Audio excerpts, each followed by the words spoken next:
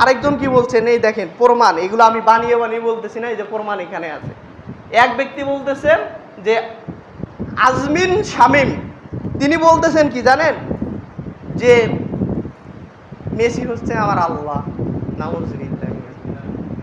এই যে এখানে স্ক্রিনশট দেওয়া আছে, এই মুসলমানের বাচ্চারা বলতেছেন মেসি নাকি তাদের জন্য আল্লাহ। নাউজুবিল্লাহ মিন যালিক। আরে দাজ্জাল এত ভয়ঙ্কর হবে, সেই দাজ্জালের ফিতনাগুলো আপনি আমি রুখবেন কেমন করে? দাজ্জাল সেদিন বলবে আসমান বৃষ্টি দাও, দাজ্জাল বলবে এই তোমার পিতামাতা জীবিত হও, পিতামাতা জীবিত হবে। গাছকে বলবে গাছ ফল দাও, ফল দেবে। নদীকে বলবে নদী পানি দাও। দাজ্জাল যদি বলে পানি দাও বন্ধ, পানি দাও বন্ধ, তাহলে এই যুবকরা তাহলে সেদিন কি করবে? সেদিন কি করবে? সামান্য ফুটবলের নেশায় এই যুবক ছাড়তে পারে না। সামান্য ফুটবলারকে ঈশ্বর বানিয়ে বলে, সামান্য ফুটবলারকে সে আল্লাহ মানে। তাহলে দাজ্জাল আসার আগে, দাজ্জাল তার সামনে প্রেজেন্ট হওয়ার আগে দাজ্জালকে বলবে আহালান সাহালান, তুমি আমার ঈশ্বর, তোমাকে আমি মেনে নিলাম।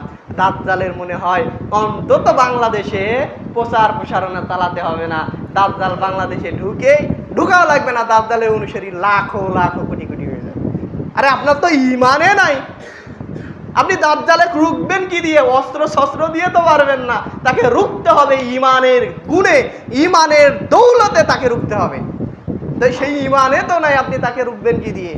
সে ঈশ্বর দাবি করার আগে, আল্লাহ দাবি করার আগে আপনি আমি বলে ফেলবো দাজ্জাল তুমি আমার রব। ছি ছি ছি ছি ছি। সেই দাজ্জাল এখন আসলো না, কিয়ামত সংঘটিত হলো না।